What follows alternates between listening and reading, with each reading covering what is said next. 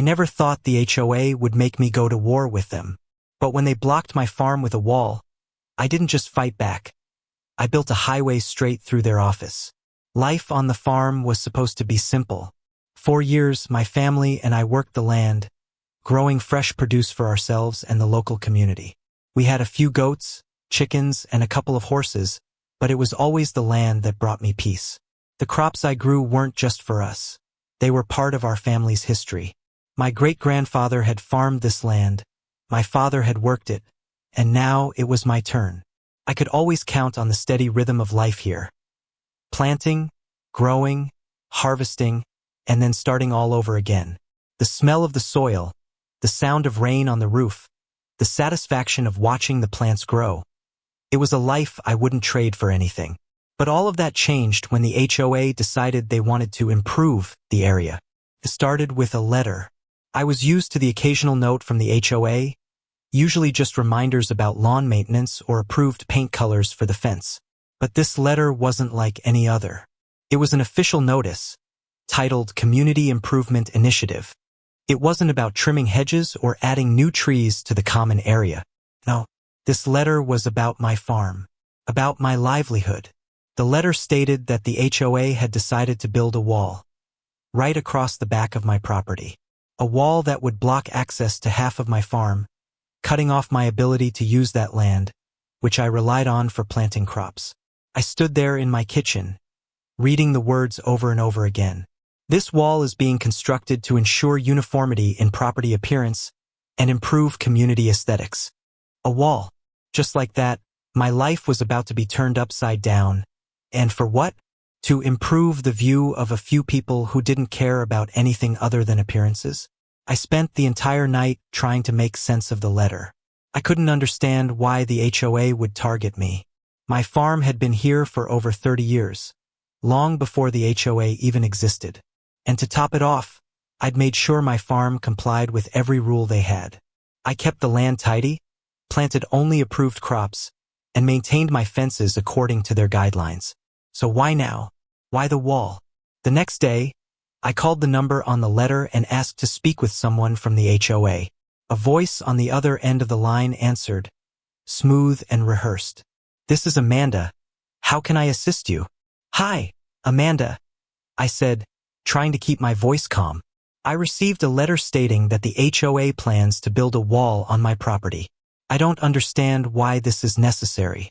My farm has been here for years, and I've always followed the rules. There was a brief pause. I understand your frustration, Mr. Mitchell, but this is part of our community aesthetic initiative. We're working to ensure that all properties align with our vision for the neighborhood. Vision, I repeated, my voice growing more irritated. What vision? My farm has been here long before any of this was even an idea. What's next? Are you going to come after my crops? We're simply looking to create a more uniform and cohesive neighborhood, she replied, almost robotic. This wall will not only improve the look of the area, but also protect your property values. Protect my property values? I felt my frustration growing. My farm is my livelihood. I don't care about property values. I care about being able to work my land. You can't just come in here and block off my farm because of some ridiculous idea of what looks nice in your little neighborhood. Mr. Mitchell, this is not up for discussion, she said, her tone now firm. The wall is happening. You have until the end of the month to comply with the new guidelines. If you do not, we will begin the legal process. And just like that, it hit me. They were serious. They were going to take away my farm with a wall. A wall that would block the land I had worked for so many years. It wasn't just a wall. It was an attack on everything I had built. The next morning, I took a deep breath and decided I would try one last time to reason with the HOA.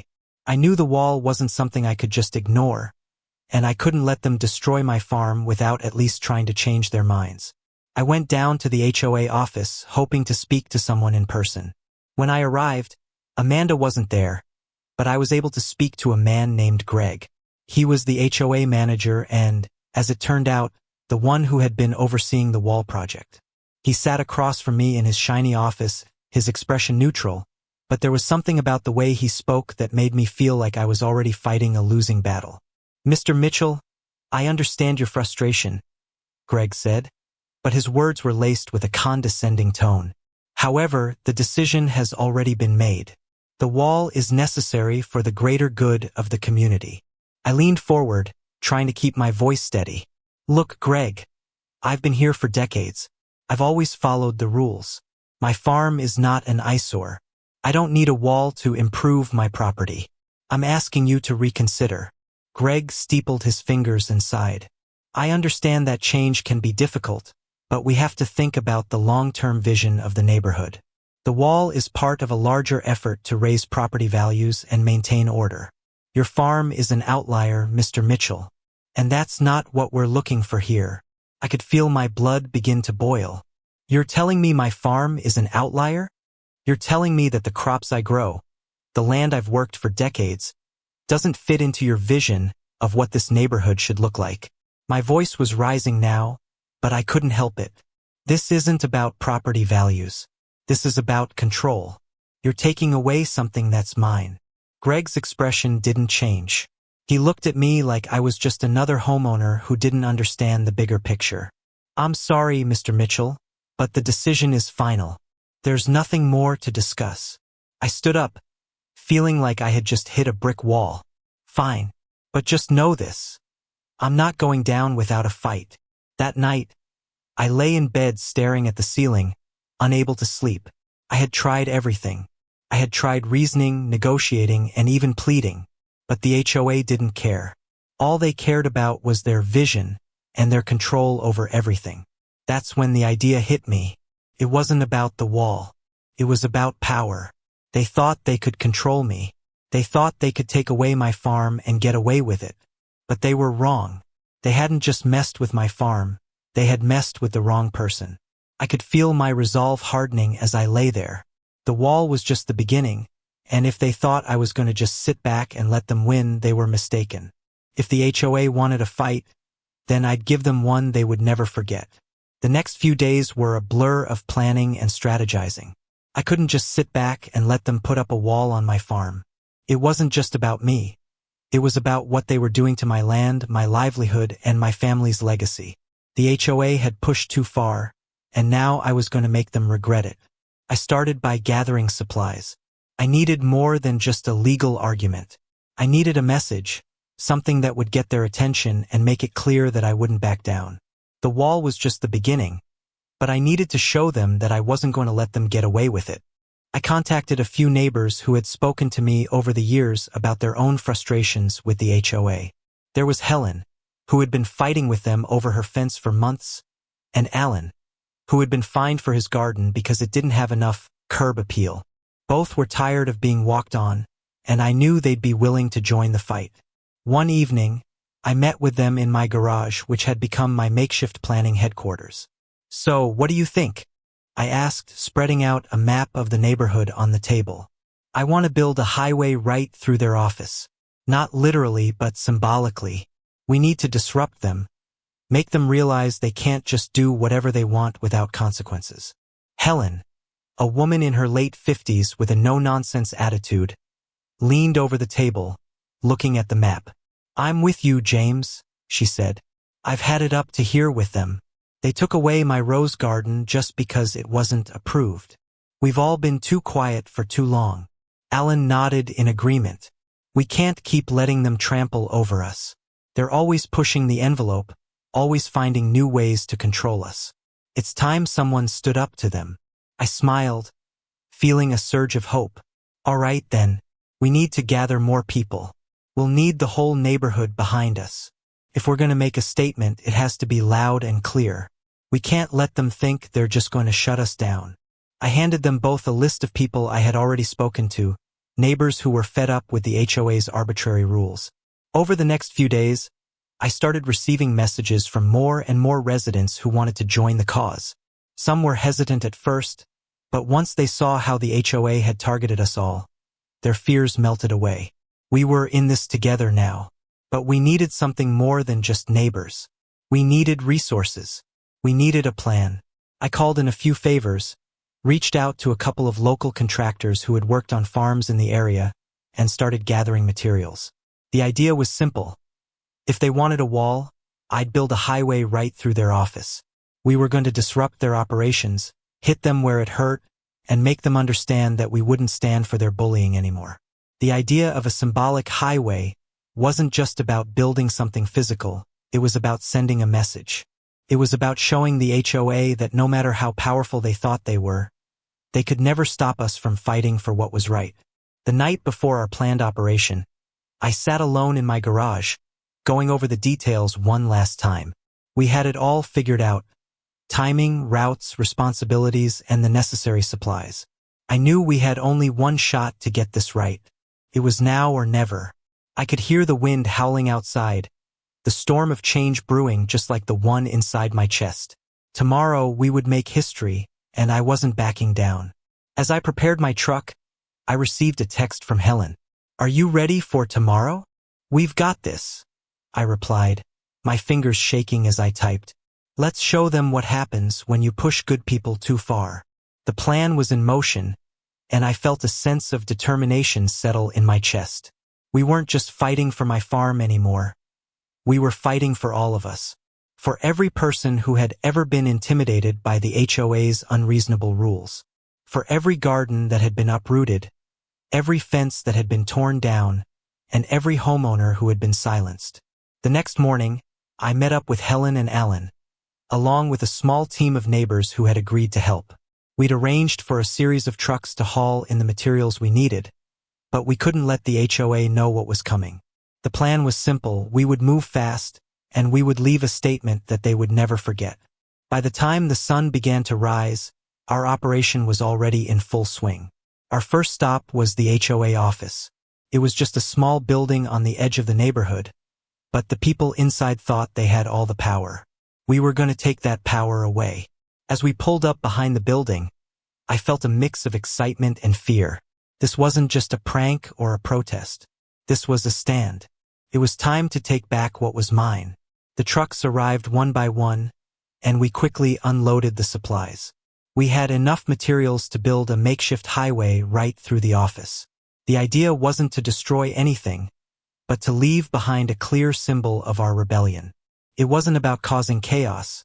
It was about making a statement that could never be ignored. We worked quickly and quietly, coordinating everything in a way that was as precise as it was impactful. By the time the HOA staff arrived for work, they would be met with a sight they'd never forget. A highway, made out of materials that would leave no question about our intentions. It wasn't long before the first car pulled into the parking lot of the HOA office. I saw Judith's car, her smug, familiar black Mercedes, parked in front of the building. I could almost feel her sneer from here. She thought she could control us, intimidate us, and force us into submission. But now the tables had turned.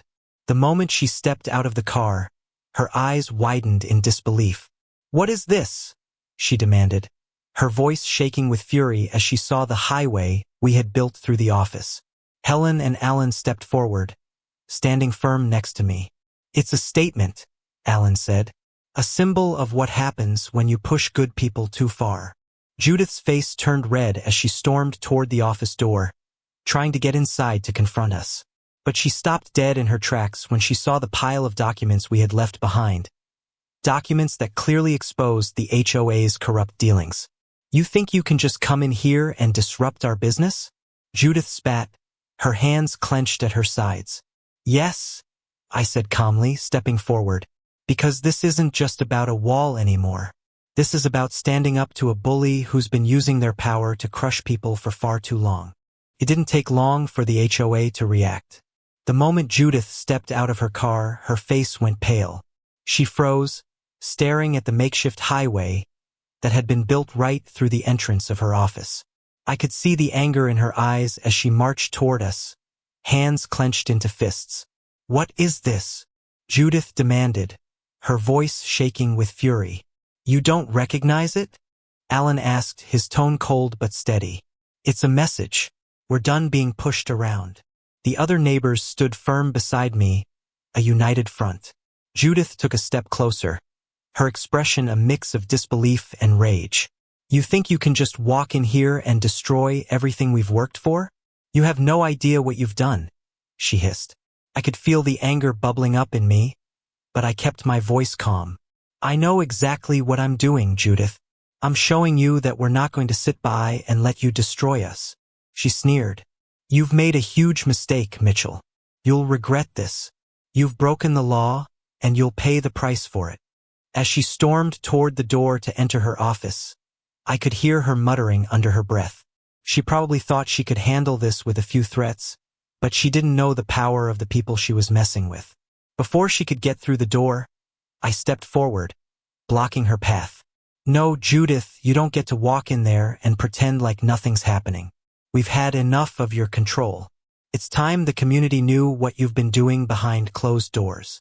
Her eyes flashed with contempt. "What are you talking about?"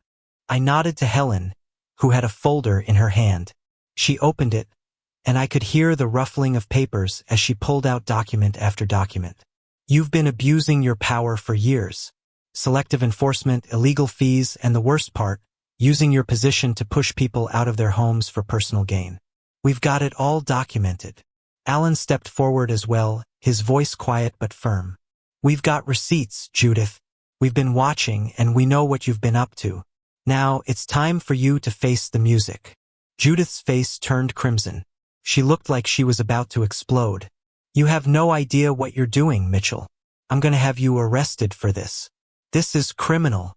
"You can try," I said, "but you're the one who's going to have to answer for your actions. Not just with me, but with the whole community."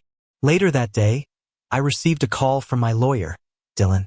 I had contacted him the moment things had gone down with the HOA, knowing that this could escalate quickly. Dylan was good. He specialized in property rights and knew the ins and outs of HOA regulations. "James, they're coming after you," he said, his voice grim. "Judith's already called the authorities. She's filing charges for vandalism and destruction of property. They're trying to make this criminal." I felt my stomach drop. I knew this would happen. "What do we do now?" "First, we need to stay ahead of them," Dylan advised. "You've got proof of their corruption. All that documentation you have, use it. The wall, the illegal fines, the selective enforcement, it's all part of a bigger pattern. We've got a strong case here, but you need to make sure everything's documented. Take photos, keep records, and don't talk to the police without me present." As soon as I hung up the phone, the weight of the situation hit me. The fight had just begun, and the stakes were higher than ever. I knew this wasn't going to be easy. The HOA had money, power, and connections that I didn't have. But what I did have was the truth, and a community that was ready to stand with me. I spent the next few hours gathering more evidence. I called the local news to tip them off about what was going on. I knew the public support would be crucial. The more people knew about the HOA's illegal activities, the harder it would be for them to cover it up. The battle came to a head the following week. The HOA had called an emergency board meeting to discuss their next steps. I knew this was coming. Judith was going to try to get the legal system on her side. But we had a secret weapon, the media. Before the meeting, I reached out to a local news outlet. I didn't want to just fight this battle behind closed doors. I wanted everyone to see what the HOA was really about. The news station was eager to cover the story. They sent a reporter to meet me at the entrance of the meeting hall. "Mr. Mitchell," the reporter greeted me, holding a microphone. "Can you tell us why you decided to take this fight to the media?" "I want people to know what's happening here," I said, my voice steady. "The HOA has been bullying people in this community for years. They've destroyed gardens, imposed fines, and have been using their power for personal gain. I'm not going to stand by and let them do this to me, or anyone else." The reporter nodded and turned to the camera. "This fight is about more than just a garden or a wall. It's about standing up to the powerful few who think they can control the lives of everyday people." By the time we entered the meeting, the room was already buzzing. The HOA members were visibly nervous. They had no idea what was coming. As soon as the doors opened, the cameras flashed. Everyone turned to see me, standing with my neighbors behind me, all of us ready to confront them. Judith stepped up to the front, glaring at me with hatred. "What is this?" she demanded. "You think you can just walk in here and make demands?" I didn't back down. "I'm here to expose you for what you really are. You're not just an HOA.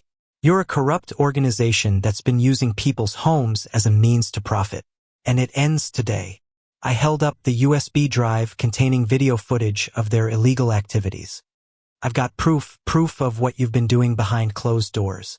And you're not going to be able to cover it up this time." I plugged the drive into the projector and hit play. The footage showed Judith and Marcus discussing how they planned to destroy my garden and then profit from it by giving exclusive contracts to Judith's brother-in-law. It was all there, clear, undeniable proof. The room went silent as the video played. Judith's face turned white. She stammered, trying to make excuses, but the damage was done. The entire community could see it now. "Enough," I said, turning to the board members. "You can't keep going like this. The truth is out. Now it's time to make it right." The meeting was chaos.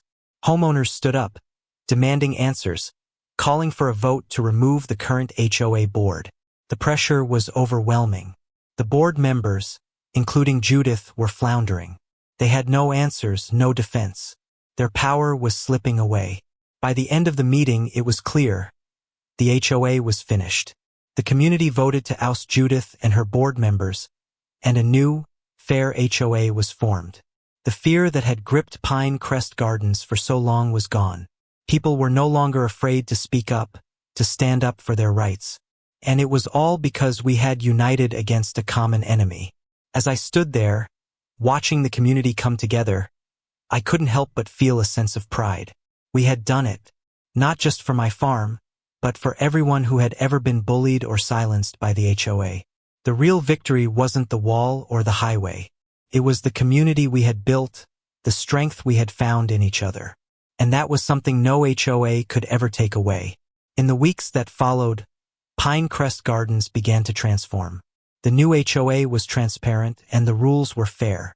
The walls that had once separated us from each other started to come down. The community grew stronger and we began to rebuild, not just our gardens but our trust in each other. And as for me, I was back on my farm, working the land I had fought so hard to keep. The crops were growing again, the soil was rich, and the air smelled like freedom. It was a new beginning, not just for me, but for everyone. Sometimes you have to build a highway through their walls to show them who's really in charge. But once you do, you'll find that the power of a united community is unstoppable.